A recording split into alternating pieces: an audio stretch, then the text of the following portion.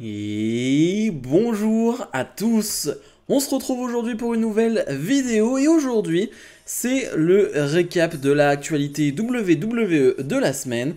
C'est Total Catch News numéro 30.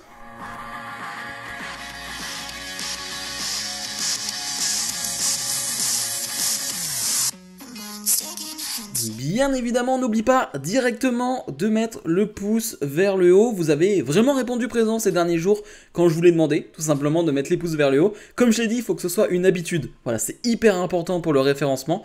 Donc merci à vous. Vraiment, sur les dernières vidéos, vous avez répondu vraiment présent. Donc merci à vous et il faut continuer comme ça.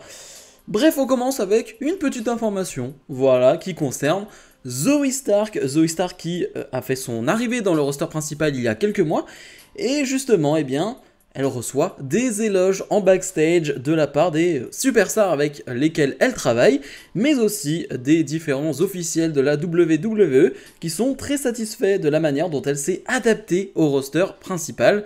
Il est vrai qu'on pouvait avoir quelques doutes de base sur l'adaptation de Zoey Stark dans le roster principal, elle qui est une fantastique catcheuse, mais qui n'a peut-être pas ce facteur X, qui n'a pas peut-être ce charisme évident, qui n'est pas extraordinaire en promo, donc on le sait, c'est ce qui compte et c'est très important dans le roster principal, ce facteur X et ces qualités-là.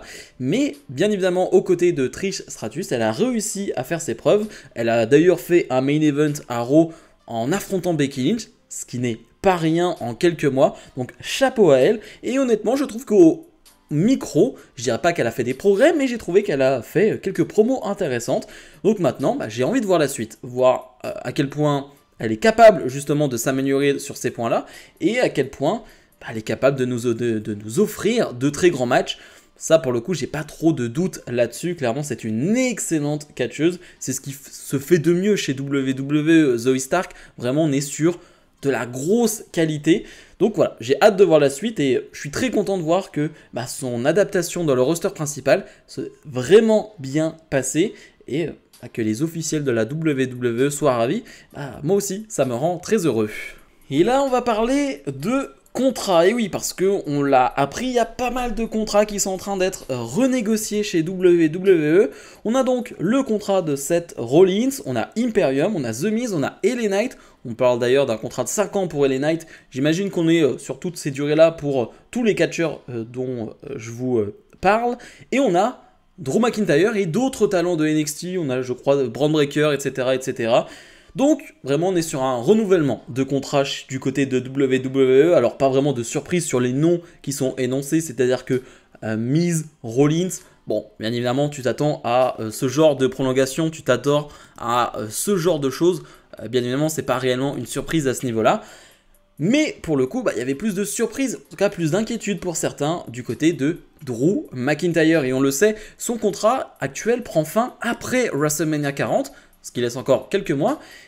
On le sait, il y a des négociations, ça avance tranquillement, doucement, on peut le dire, parce que ça fait déjà quelques mois qu'on en parle de cette prolongation de McIntyre. Certains pensaient qu'il n'allait pas du tout prolonger, qu'il allait aller du côté d'AEW.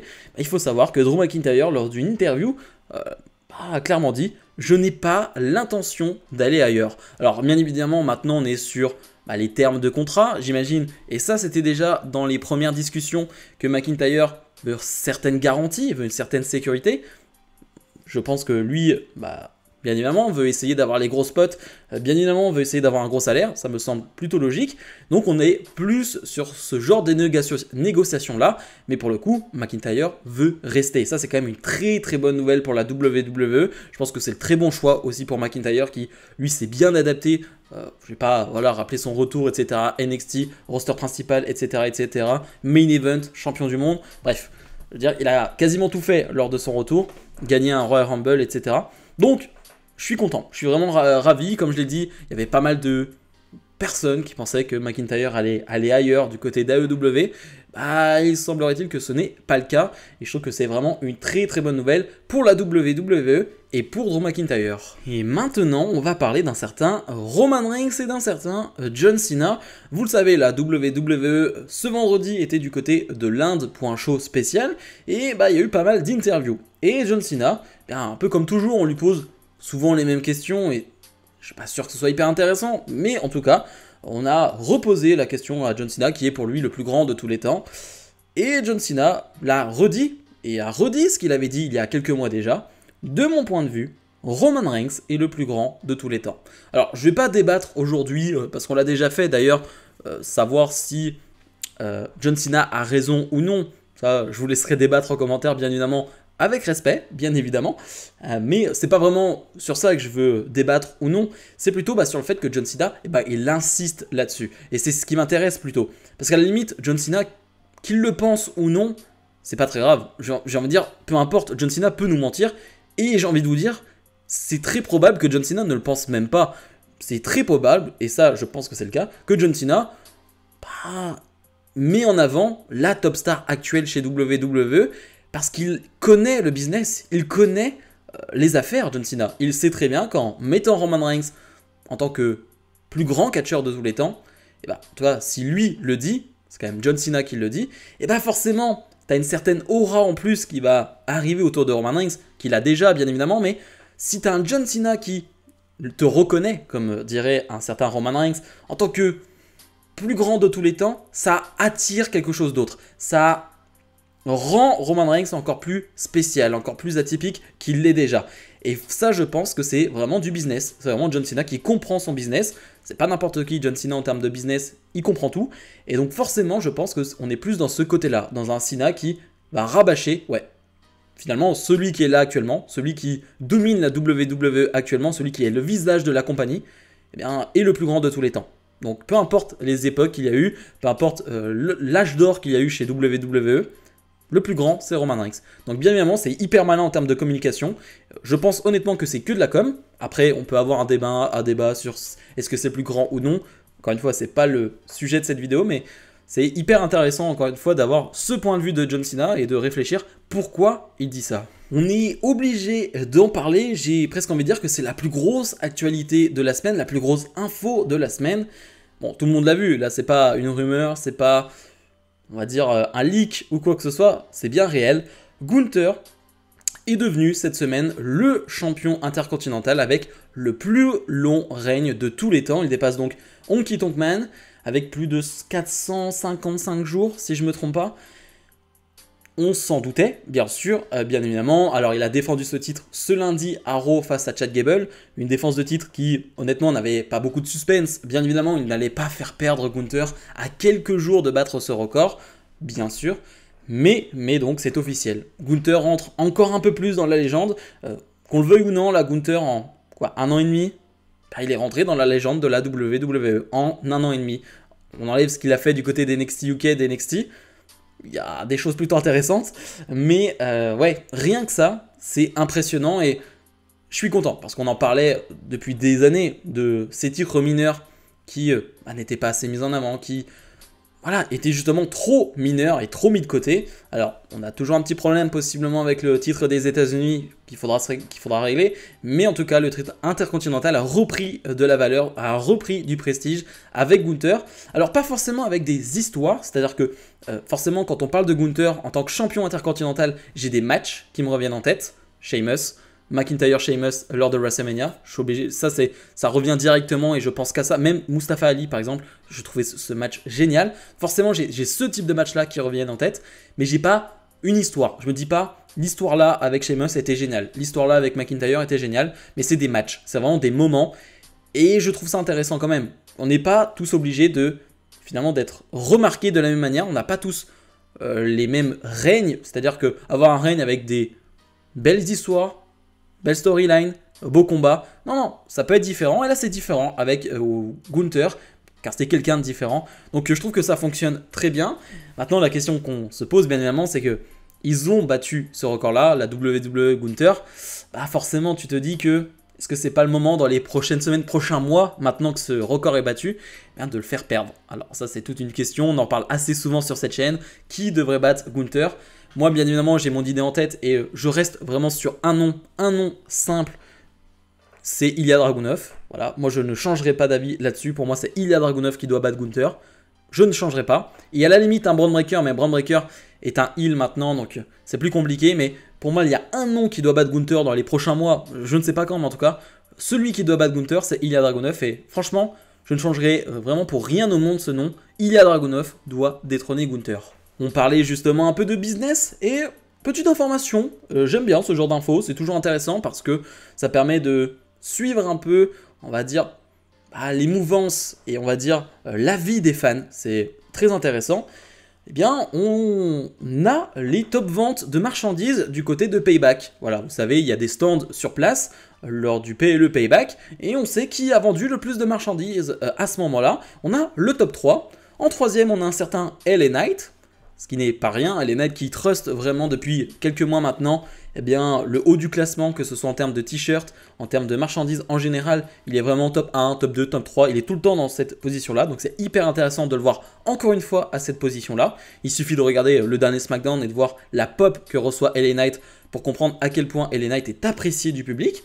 En numéro 2, on a un certain John Cena, et ça c'est quand même très fort, John Cena qui fait simplement son retour pendant 2 mois, directement numéro 2. Alors ça c'est John Cena, j'ai envie de dire. John Cena est souvent quand même dans le top. Et là, forcément, quand il fait ce genre de retour-là, avec un nouveau merch, bien évidemment, ça aide à être dans le top 3. Mais c'est toujours intéressant de voir que John Cena, ça fonctionne toujours autant. Et je trouve le nom forcément le plus intéressant, bien évidemment. Quelqu'un qui, en plus, à Payback, ne combattait même pas, n'avait simplement qu'un segment. Eh bien, Cody Rhodes est numéro 1. Ce qui prouve encore une fois que Cody Rhodes, ça fonctionne dans le temps. Vraiment, dans le temps, c'est assez impressionnant. Je parlais d'LA Knight qui trust vraiment les premières places depuis des mois et des mois en termes de vente de marchandises. Cody Rhodes, c'est un peu la même chose et c'est impressionnant. C'est impressionnant. Certains pensaient qu'à un moment donné, ça allait peut-être s'écrouler, que les gens allaient finalement se lasser, mais c'est pas le cas. C'est absolument pas le cas. Lui aussi reçoit des pops énormes et il suffit de simplement de regarder en termes de business, voilà, en termes de marchandises vendues. Eh bien, Cody Rhodes est numéro 1 à Payback et je trouve ça hyper intéressant, sachant qu'encore une fois, lui ne catchait même pas. Donc ouais, c'est très très fort. Vraiment, c'est un classement qui, je trouve, représente bien et ce qu'est la WWE actuellement. Et je trouve ce classement-là hyper intéressant. Et pour finir, eh bien, pourquoi pas une petite dose de CM Punk. Alors je sais que ça fait beaucoup débat, c'est vraiment assez dingue à quel point CM Punk fait débat, dans le bien, dans le mal, peu importe. Mais il y a du débat. Et d'ailleurs, merci à vous parce que vous avez été très respectueux finalement lors de la dernière vidéo où je parlais de CM Punk. J'ai pas eu d'insultes, j'ai pas eu de problème, j'ai pas dû bloquer des gens ou quoi que ce soit. Parce qu'encore une fois, chacun son avis sur Punk ou sur différents sujets. Mais le principal est d'avoir du respect. Voilà, pas d'insultes, pas de... Ouais, pas d'insultes, pas ce genre de choses. Ça m'intéresse pas sur la chaîne et vous le savez très bien. Le débat est le plus intéressant. Et certes, vous avez été très... méchant, si je peux être gentil, si c'est un terme gentil en disant ça, mais avec CM Punk, mais vous avez été dans le respect, et ça, bravo à vous. Mais donc forcément, on reparle de CM Punk, il y a 2-3 petites choses qui sont sorties. En début de semaine, on a appris que CM Punk avait envisagé l'idée de revenir chez WWE en début d'année dernière. C'est-à-dire que CM Punk, voilà, ça se passait pas très bien du côté de WWE, il s'était dit... j'ai envie de venir chez WWE, et il s'était déjà fait un plan, voilà. Venir au Royal Rumble, partir en guerre contre Kevin Owens et avoir un match à WrestleMania contre Kevin Owens. Voilà, c'était déjà fait son scénario, tranquille, CM Punk. Alors bien évidemment, on ne sait pas si la WWE aurait accepté, si AEW l'aurait libéré, bref, c'est tout un bordel, mais en tout cas, il avait déjà cette idée en tête. Je le rappelle, CM Punk est libre aujourd'hui. Et justement, il est libre aujourd'hui, il a été renvoyé de AEW. Justement, de ce côté-là, les officiels de la WWE sont plutôt très partagés. On a pas mal de retours sur le fait que certains ne voient pas l'intérêt d'amener un CM Punk dans cet environnement-là. Et surtout, c'est même pas voient pas l'intérêt, mais n'y croient absolument pas. Mais certains, pour le coup, ils voient un gros coup marketing et ils voient une manière de plus de gagner encore plus d'argent. Et le business... on sait comment ça fonctionne et à noter aussi que une grosse superstar de WWE serait totalement pour ce retour. Bon, on imagine que ce n'est pas Seth Rollins, voilà, avec les commentaires qu'il a fait ces dernières années sur CM Punk, ce n'est pas lui. Alors après, on peut essayer de deviner, de deviner qui, en tant que grosse superstar, voudrait le retour d'un CM Punk. Je me dis qu'un Roman Reigns, honnêtement, serait pas totalement contre.